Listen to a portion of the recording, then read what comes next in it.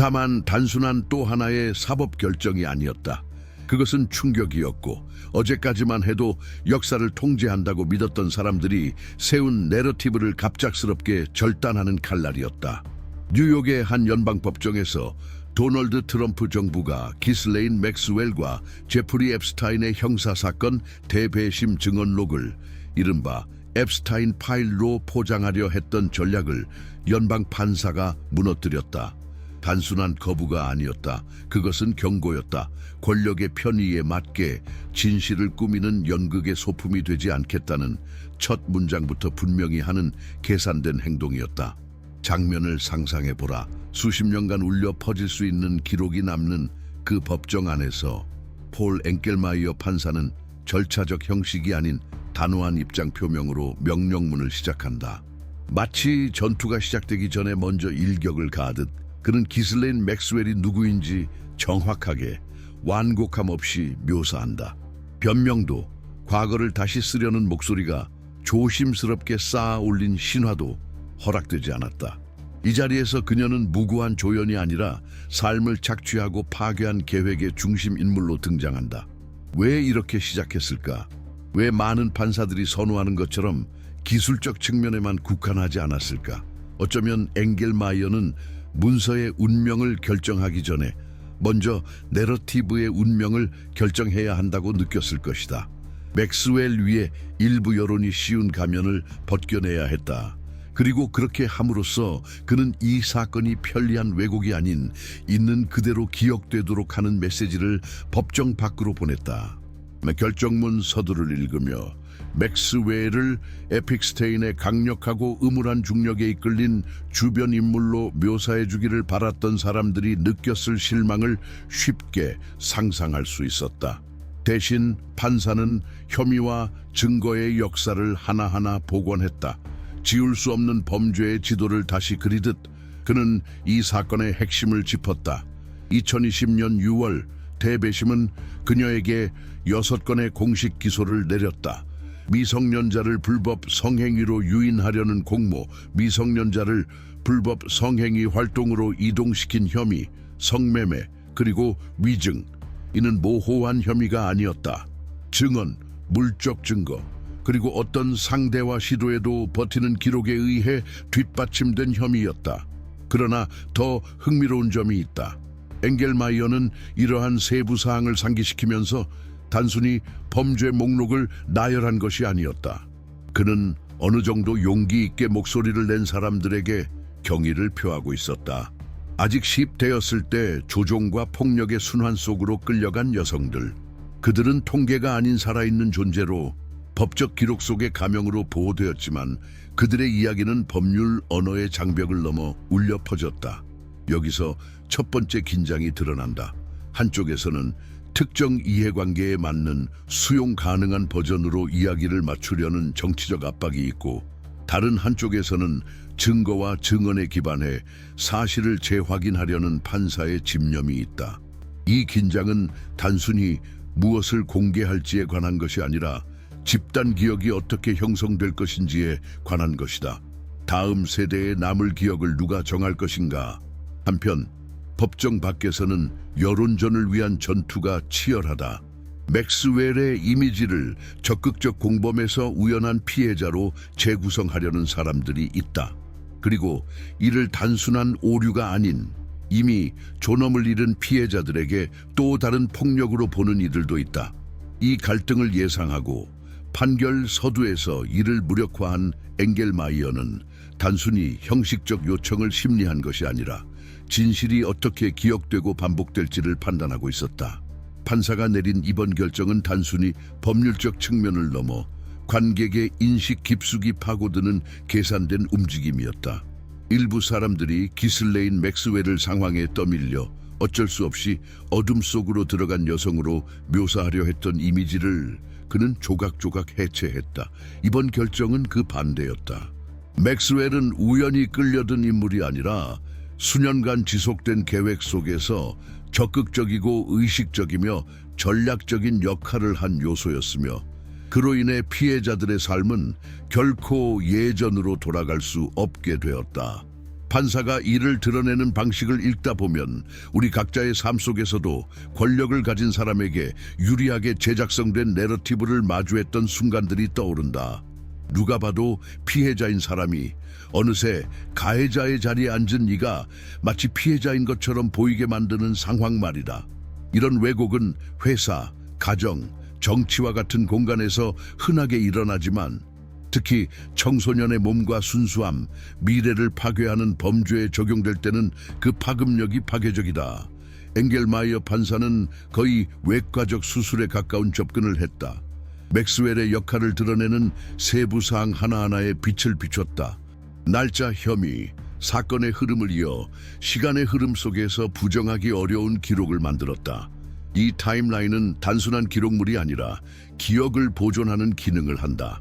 그리고 여기서 기억은 단순히 보관된 자료가 아니라 저항의 행위다. 2025년 현재 우리는 기억이 끊임없이 다투어지고 다시 그려지고 부드럽게 포장되는 시대를 살고 있다. 과거 뉴스는 그 시점의 이해관계에 맞춰 재해석되며 많은 사람들은 진실보다 편안한 버전을 받아들인다. 30세에서 65세 이상의 세대에게 이런 현상은 낯설지 않다. 수십 년 전에는 명확해 보였던 사건들이 시간이 흐른 지금 새로운 의견과 대안적 사실이라는 이름으로 다시 포장된 사례들을 우리는 기억한다. 역사는 이렇게 조작된다.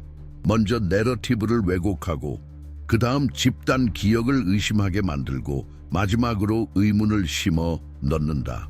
여기서 의문은 탐구의 도구가 아니라 진실을 약화시키는 무기다. 맥스웰 사건에서 이러한 수정주의 시도는 단순히 개인 이미지의 문제가 아니다.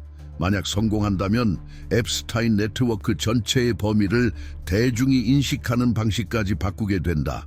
그녀의 책임을 지우는 순간 전체 계획의 심각성도 약화된다. 이는 결코 사소한 일이 아니다. 피해자들에게 또 다른 타격이며 비슷한 사건에 위험한 신호를 보낸다. 영향력 있는 동맹, 잘 짜인 이야기, 그리고 이를 반복해줄 미디어 채널만 있으면 책임은 쉽게 희석될 수 있다는 메시지다. 하지만 판사는 이 게임에 휘말리지 않았다. 그의 결정은 범죄를 단순히 상기시키는 것이 아니라 그 범죄가 실제 이름과 사연을 가진 피해자들을 만들었음을 강조한다. 그리고 이는 자신의 고통이 축소된 경험이 있는 사람이라면 누구나 공감할 수 있는 지점이다. 자신에게 해를 끼친 사람이 마치 억울한 피해자인 것처럼 찬양받거나 옹호받는 모습을 보는 감정을 생각해보라. 그 분노를 1000배로 곱하면 맥스웰이 연약하고 동정받을 만한 존재로 묘사되는 모습을 보는 피해자들의 감정에 조금이나마 다가갈 수 있을 것이다. 소셜미디어가 왜곡된 버전을 증폭시키는 시대에 판사가 한 일은 거의 역행에 가깝다.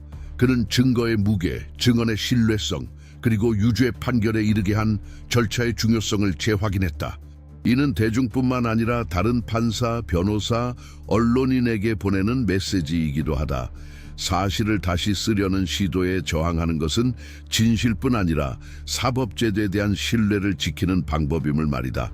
또한 이번 결정에서 주목할 미묘한 부분이 있다. 이런 범죄는 직접적인 폭력뿐 아니라 이를 정상화하고 은폐하는 구조에 의해 유지된다는 점이다. 맥스웰은 단순히 물리적 지원을 한 것이 아니다. 그녀는 설득과 유인, 조종의 메커니즘 속에 있었고 이는 취약한 청소년들이 끌려오고 통제당하게 만들었다. 이 지점에서 판결은 깊이 울린다. 아기가 관심으로 위장될 수 있고 잔혹함이 겉으로는 따뜻해 보이는 제스처 뒤에 숨을 수 있음을 드러내기 때문이다. 2025년을 사는 우리에게 이 사건은 구체적 사건을 넘어선 교훈을 준다. 우리는 얼마나 자주 주변 사람이나 공인들이 카리스마나 사회적 지위, 유려한 말솜씨를 이용해 본질적으로 학대적인 행동을 정당화하는 것을 목격했는가? 감정적 조작이 누군가를 해로운 관계나 체계에 붙잡아두는 가장 강력한 도구가 된 경우는 얼마나 많았는가? 맥스웰의 적극적 역할을 세부적으로 드러낸 이번 판결은 일상 속에서도 이런 역학에 주의를 기울이라고 상기시킨다. 더 인상적인 점은 엥겔마이어 판사가 이 서사를 언론쇼로 만들지 않고 명확하게 풀어냈다는 것이다. 그는 미디어 효과를 노리지 않았고 오직 명료함을 추구했다. 그리고 이 명료함이야말로 혼란과 소음을 방패로 삼는 이들에게 위협이 된다. 대중 논쟁처럼 다양한 의견이 존재할 수 있는 영역이 아니라 여기에는 증거, 증언, 그리고 정당한 재판에 의한 유죄 판결이 있다. 이번 결정문 일부는 현재를 돌아보게 한다. 속보와 해시태그, 즉각적인 사건 해석이 넘치는 세상에서 세부적으로 작성된 사법 문서를 차분히 읽는 것은 거의 저항 행위에 가깝다. 또한 불편한 진실을 직면하려는 인내와 의지가 있어야만 사건을 깊이 이해할 수 있음을 상기시킨다. 그리고 바로 이 지점에서 엥겔마이어의 결정은 더 큰 담론과 맞닿는다. 지도자, 정부, 권력 구조가 대중인식을 어떻게 조영하는가 하는 문제다. 맥스웰 사건을 이해한다는 것은 단순히 한 범죄와 그 처벌을 아는 것이 아니다. 특정 인물들이 어떻게 역사의 윤곽을 다시 그려 동맹과 이해관계를 보호하려 하는지를 이해하는 것이다. 이를 이해하려면 패턴을 관찰하고 전략을 인식하며 이들을 움직이는 모순을 찾아내야 한다. 따라서 2025년의 지정학적 사건이 어떻게 만들어지는지를 진정으로 이해하고 싶다면 도널드 트럼프와 시진핑 같은 지도자들의 전기와 생애를 깊이 살펴볼 가치가 있다. 그들의 젊은 시절부터 드러난 집착, 방식, 모순을 분석하면 세계적 파급력을 지닌 결정 뒤에 보이지 않는 기제를 더 선명하게 볼 수 있다.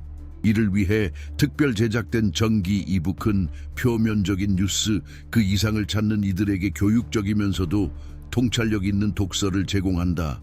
이북은 고정 댓글에서 확인할 수 있다. 법정은 조용했다. 판사가 이번 결정의 핵심, 즉 정부가 모든 것의 중심이라고 믿게 만들고자 했던 자료의 성격을 언급하기 시작했을 때였다.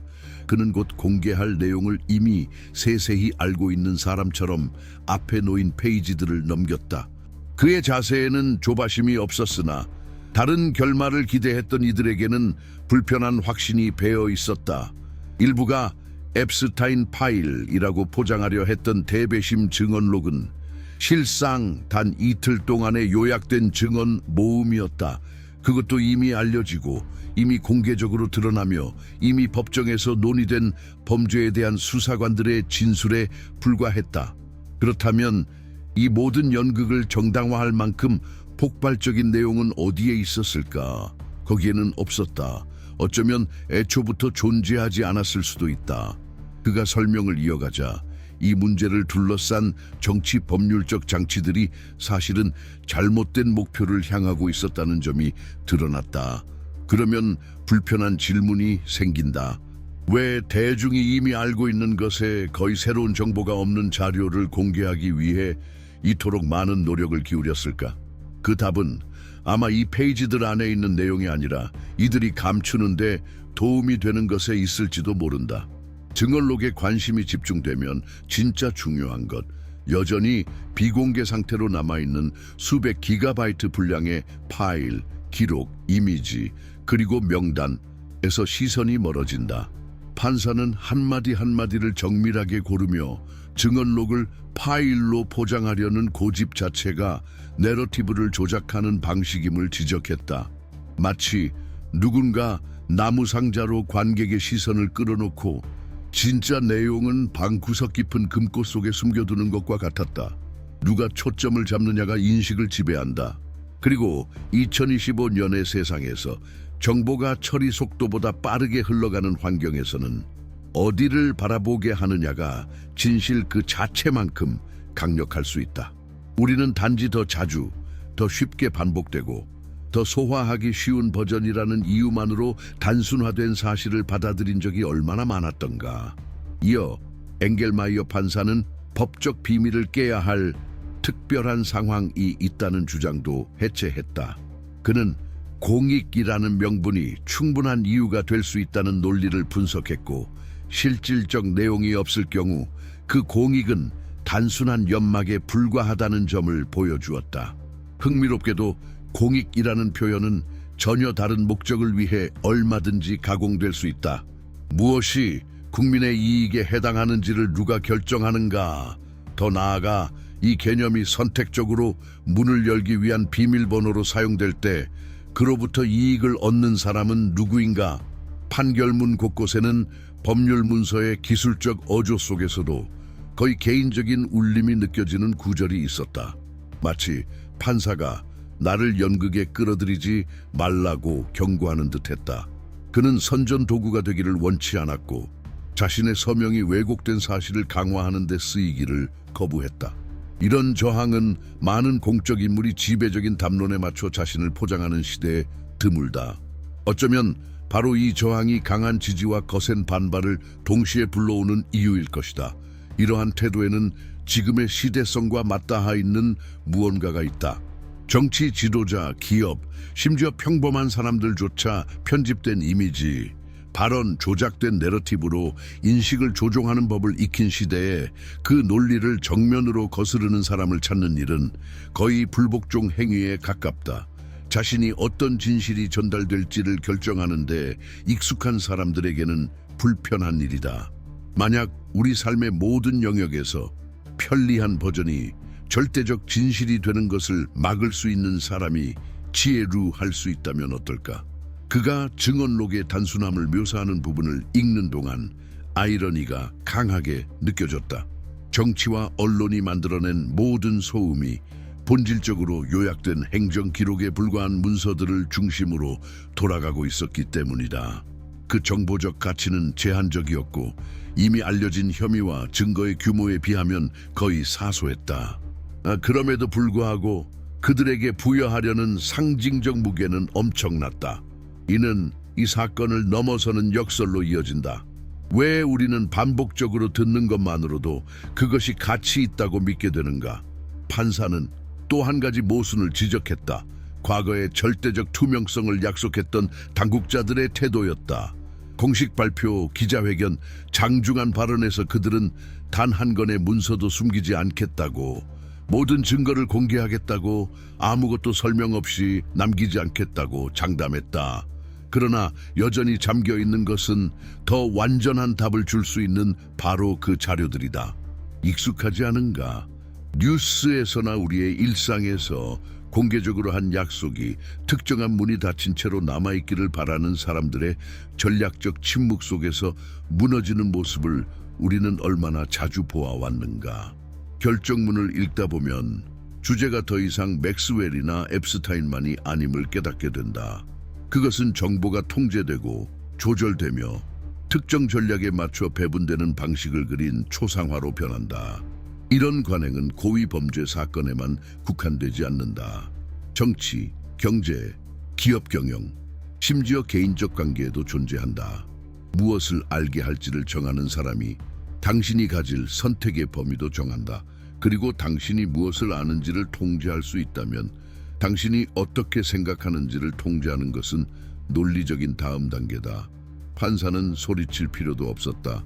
그의 메시지는 명확했다. 대중이 진정 알아야 할 자료는 그들이 공개하길 원했던 증언록이 아니라 아직 세상에 드러나지 않은 파일들에 있다는 것이다. 그리고 이 지점이 모든 것을 바꾼다. 가치 없는 것을 중심으로 논의가 이어지는 동안 가치 있는 것은 계속 숨겨진다. 이런 초점의 전환은 단순한 속임수가 아니라 전략이다. 그리고 전략은 잘 실행될 경우 거의 결코 우연이 아니다. 페이지를 넘길수록 판사의 거부가 단순한 고집이 아니라는 것이 명백해졌다. 그것은 투명성의 의미 자체를 지키기 위한 방어였다.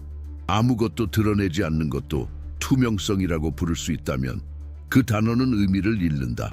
그리고 단어가 의미를 잃을 때 어떤 거짓말이든 진실로 포장될 수 있는 토양이 마련된다. 2025년처럼 내러티브 경쟁이 자원 경쟁만큼 치열한 시대에서 이 경고는 더없이 시의적절하다. 여기까지 읽었다면 이 영상이 끝나도 이런 성찰은 멈추지 않는다는 것을 알고 있을 것이다. 그러니 채널을 구독하고 이 콘텐츠에 좋아요를 누르고 댓글로 당신의 생각을 공유하라. 당신의 목소리가 이 대화를 확장시키고 진정 중요한 답을 찾는 노력을 계속 살아있게 만든다. 판사는 다음 결정의 요점으로 나아가기 직전 고개를 아주 조금 기울이며 도전적인 기운을 풍겼다. 그는 이제부터 많은 이들이 덮어두길 바라는 상처를 건드릴 것임을 알고 있는 듯했다. 그 이유는 호기심 부족이 아니라 드러날지도 모르는 진실에 대한 두려움 때문이었다. 이 시점에서 더 이상 허술한 농어를 반박하거나 서류를 검토하는 일이 아니었다. 오히려 진실을 누가 알 자격이 있는지를 결정하는 손에 의해 정량적으로 투여되는 약처럼 나눌 수 있다는, 너무 자주 반복되어 거의 자연스럽게 받아들여진 논리를 정면으로 마주하는 순간이었다. 그런데 이 논리가 정의의 본질에까지 스며들면 어떻게 될까? 기록 속 그의 목소리는 흔들리지 않았다. 그는 증언록을 둘러싼 논쟁이 명확한 목적을 위해 봉사했음을 드러냈다. 그것은 더 방대하고 훨씬 더 불리한 자료에서 시선을 돌려놓는 것이었다. 만약 이것이 증거와 수년간 이어져 온 일련의 행위를 통해 형성된 패턴에 의해 뒷받침되지 않았다면 음모론처럼 들렸을 것이다. 그러나 법정 밖에서도 이런 방식이 반복되지 않는가? 대중의 주의를 한 주제로 끌어놓고 다른 주제는 그늘에 남겨두는 경우 말이다. 그는 이 사건을 둘러싼 절차적 기교와 공적 발언들을 묘사하며 각 행위가 공식 내러티브를 강화하기 위해 계산된 것처럼 보이는 장면을 그렸다. 중요한 것은 단지 무엇을 말했는가가 아니라 얼마나 반복했는가였다. 반복된 메아리는 사실과 구분되지 않게 된다. 그리고 이 지점에서 그의 발언에는 거의 손에 잡힐 듯한 긴장이 감돌았다. 만약 대중의 신뢰가 온전한 정보가 아니라 일부만 공개된 정보 위에 세워진다면 제도적 신뢰의 금은 얼마나 깊어지는가. 그의 말은 마치 각각이 다른 자물쇠를 여는 열쇠처럼 이어졌다. 그는 모든 관련 자료를 공개하겠다고 공언한 당국의 약속과 본질적인 것들이 여전히 잠겨 있다는 현실을 대비시켰다. 이 대비는 수식어가 필요 없었다. 약속과 행동의 불일치만으로도 충분했다. 여기서 불편한 모순이 떠올랐다. 정말로 투명할 의도가 있었다면 왜 실질적 변화를 가져올 수 있는 것은 거부하고 거의 의미 없는 것에만 집착하는가? 이 설명 속에는 묘한 불편함이 스며 있었다. 우리는 일상에서 얼마나 자주 표면적으로 제공된 버전에 만족하며 그 이면을 파헤치지 않는가? 그 이유는 종종 그 너머에는 마주하고 싶지 않은 현실이 있을지도 모른다는 두려움 때문이다. 판사는 단순히 사건을 설명하는 것이 아니라 정치, 경제, 개인 생활 전반에 반복되는 인간 행동 패턴을 건드리고 있었다. 그는 단순히 요청을 거부하는 것으로 그치지 않았다. 왜 그 요청 자체가 잘못된 방향인지 설명해야 했다. 이 명확함은 편리한 해석이 가능한 모호한 결정을 기대했던 이들에게 불편함을 주었다. 이 결정문에는 이중 해석의 여지가 없었다. 그가 말한 바는 단호했다. 그들이 공개하려는 자료에는 주장하는 내용이 없으며 그 주장을 고집하는 것은 단지 잘못된 인상을 지속시킬 뿐이라고. 그런데 지금까지의 모든 내러티브가 정반대 전제 위에 세워져 있었다면 이런 선언에 어떻게 반응해야 할까? 그는 결정을 마무리하기 전에 먼저 이 수사적 장치를 해체하는 길을 택했다. 이로 인해 결정문은 단순한 절차 분쟁의 해결이 아니라 대중의 시야 밖에서 오랫동안 진행된 게임을 중단시키는 행위로 변모했다. 여기에는 역설적인 면이 있었다. 직무의 기술적 기능을 수행하면서도 법정 밖에서 줄거리를 움직이는 기제를 드러내는 역할을 자임한 것이다. 그는 드물게 공식 논의에서 다뤄지는 주제, 즉 법정을 한 번도 밟아본 적 없는 이들에게까지 이런 분쟁이 미치는 영향을 언급했다.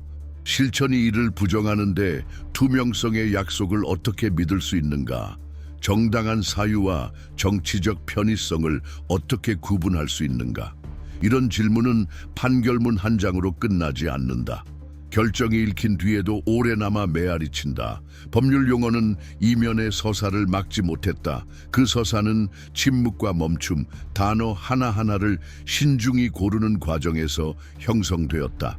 주에 깊게 듣는 사람이라면 여기서 다루는 것이 단순히 법이 아니라 부식될 경우 사회의 기반을 서서히 무너뜨리는 가치임을 느꼈을 것이다.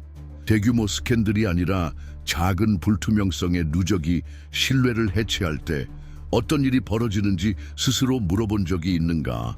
그는 사실들을 이어붙이며 거의 필연적으로 다음 단계로 이끄는 일정하고 단호한 리듬을 유지했다. 그 결과 목소리를 높이지 않고도 법정 밖에서 주장되는 버전을 정면으로 반박하는 논리 흐름이 완성되었다. 어쩌면 이 사건의 진짜 쟁점은 문서 내용 자체가 아니라 해석권을 누가 쥐느냐일 것이다. 그리고 해석권을 쥔 자는 종종 역사에 남을 기억의 형태까지 결정한다. 마지막에 다다랐을 때 그는 거부가 정당한 정보 접근을 가로막는 것이 아님을 분명히 했다. 오히려 실질적 가치가 있는 곳에 노력을 집중하라는 요청이었다. 이처럼 아니오가 제한된 예보다 더 많은 가능성을 여는 반전은 드물다. 그리고 이런 반전이 남긴 묘한 여운은 어쩌면 이 싸움에서 가장 중요한 부분이 아직 오지 않았음을 시사했다. 그런데 끝까지 이를 추적할 사람은 과연 누가 될 것인가? 이 퍼즐의 첫 조각은 표제 기사만 따라가는 사람에게는 거의 보이지 않는다. 사소한 절차 지연, 기한 연장 요청, 공식 성명서 문구의 미묘한 변경. 각각은 단독으로 보면 심각해 보이지 않는다. 그러나 이를 나란히 놓고 보면 불안한 그림이 완성된다. 오래된 사진을 들여다보다가 구석에 설명되지 않은 그림자나 원래 있어서는 안 될 얼굴이 서서히 드러나는 것을 보는 듯하다. 판사는 재판 절차와 병행해 비공식적인 사건 버전들이 폐쇄적인 인맥 속에서 돌고 있었다고 지적했다. 그것은 흔히 논란이 있는 상황에서 떠도는 가벼운 소문이 아니었다. 이름, 날짜, 장소까지 갖춘 구조화된 이야기였지만 대중 앞에 제시할 수 있는 증거는 없었다. 그럼에도 표면 아래 훨씬 더 많은 것이 있다는 감각을 유지하기에는 충분한 내용이었다. 여기서 잠시 멈추고 생각해 볼 필요가 있다. 우리 삶 속의 중요한 이야기 중 얼마나 많은 것들이 이렇게 조각난 형태로 전해져 전체가 결코 드러나지 않을 것 같은 인상을 남기는가? 더 불안한 점은 이런 식의 정보 분할 전략이 새로운 것이 아니라는 사실이다. 이미 기업 조사, 정치 스캔들, 심지어 유산과 재산을 둘러싼 가족 분쟁에서도 쓰였던 방식이다. 관심을 끌고 논쟁을 부추기기에는 충분하지만 결론을 내리기에는 언제나 부족하게 남겨두는 것이다. 이번 사건에서도 이 방식은 사건의 서사가 이를 관리하는 사람들의 통제를 벗어나지 않도록 설계된 듯 보였다. 또 한 가지 흥미로운 요소는 주변 인물들의 움직임이었다.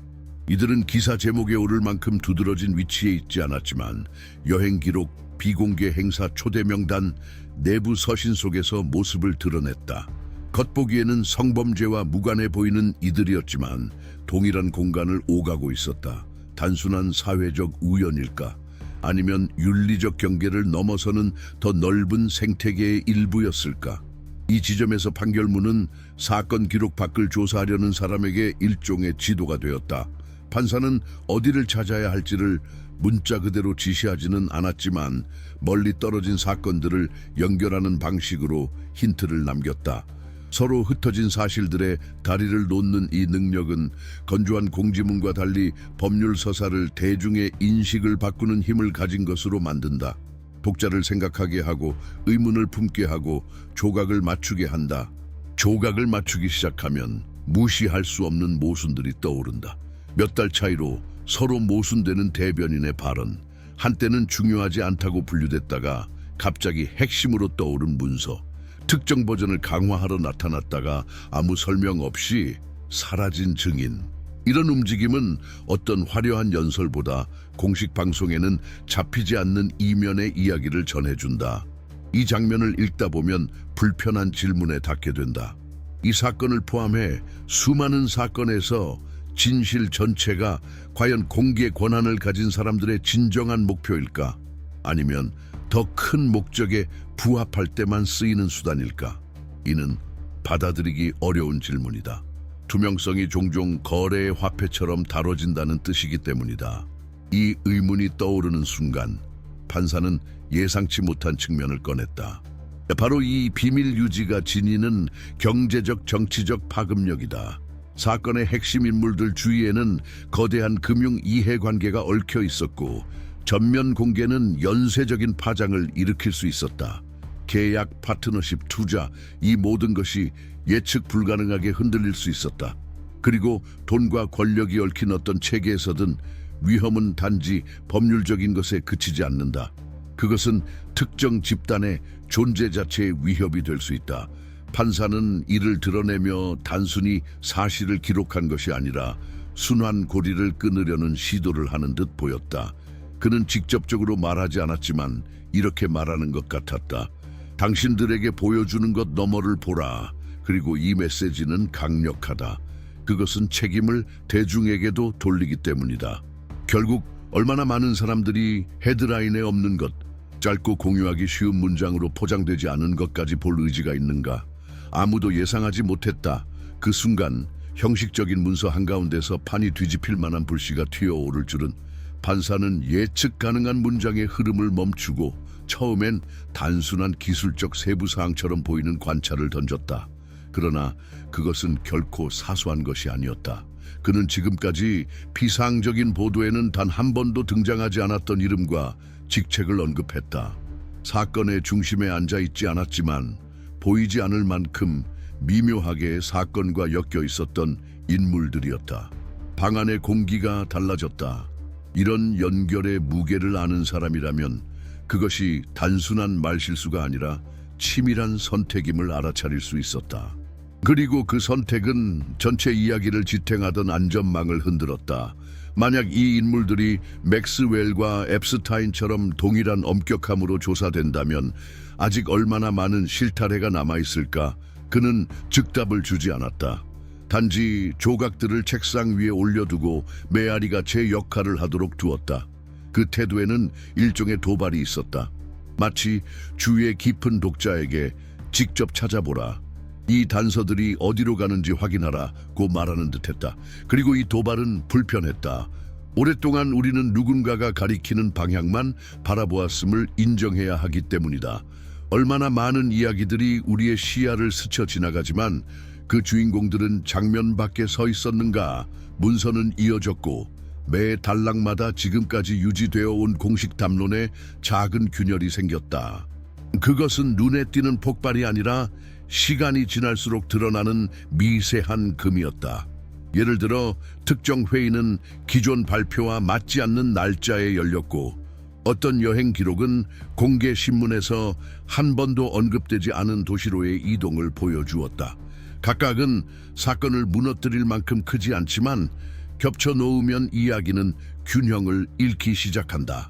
이 불안정성은 단일한 서사를 유지해야 하는 어떤 체계에도 치명적이다. 판사는 이를 알았고 이를 희석시키기는커녕 오히려 부각시켰다. 그는 분석 속에서 직접적인 질문을 던졌다. 단지 변호인들에게만이 아니라 표면 너머를 볼 용기가 있는 모든 독자에게 왜 이 사건은 누락되었는가? 누가 그 누락의 이익을 보았는가? 그리고 또 어떤 정보가 같은 방식으로 감춰져 있는가? 읽을수록 묘한 긴장이 자리 잡았다. 그것은 더 이상 재판정의 뻔한 대립에서 오는 긴장이 아니었다. 갑자기 이 퍼즐이 생각보다 훨씬 더 많은 조각을 가지고 있다는 것을 깨닫는 순간의 긴장이었다. 그리고 이 인식은 우리가 이미 아는 것에 대한 두려움이 아니라 아직 전혀 다룰 준비가 안 된 미지의 것에 대한 두려움을 불러왔다. 그는 거의 잊혀져 있던 요소를 꺼냈다. 공식 기록에는 없지만 전혀 다른 맥락에서 제3제에 의해 언급된 문서들, 비공개 행사 초대장, 자선 모임 참석자 명단, 기부 기록. 겉보기에 평범해 보이지만 함께 놓으면 피고인들을 둘러싼 사회적 연결망의 지도가 된다.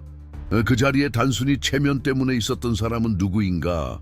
더 깊은 이해관계를 가진 사람은 누구인가? 그리고 가장 도발적인 질문. 이 이름들 중 누가 지금도 충분한 영향력을 가지고 특정 기록의 공개를 막을 수 있는가? 이 드러남의 파급력은 가능한 답에만 있는 것이 아니었다. 그 답들이 함의하는 것에 있었다.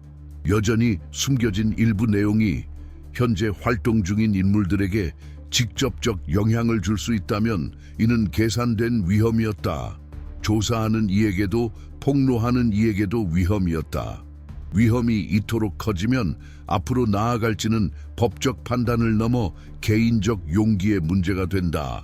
판사는 목소리를 높이지 않은 채 모든 선택이 의도를 품고 있는 듯한 그림을 그려나갔다. 그는 이런 층위를 드러내는 것이 사건을 즉시 해결하진 못하더라도 지워지지 않는 의문을 심을 것임을 알고 있었다. 그것은 조용하지만 단단한 승리였다. 공식 서사가 유일한 서사가 아님을 모든 이가 인정하게 만드는 것. 그리고 이 인정만으로도 그 서사에 의존하는 이들의 발밑이 흔들리기 시작한다. 이 부분을 강렬하게 만드는 것은 해소의 부재다. 숨 고를 틈이 없고 결론도 없다. 오히려 이야기는 밀도를 더하며 새 질문과 새 요소들을 끌어들인다. 마치 짧아 보이던 복도로 들어섰다가 그 안에서 여러 갈래로 갈라진 길을 발견하는 것처럼 각 길은 더 어두운 공간으로 이어지고 그 끝은 아직 누구도 보지 못했다.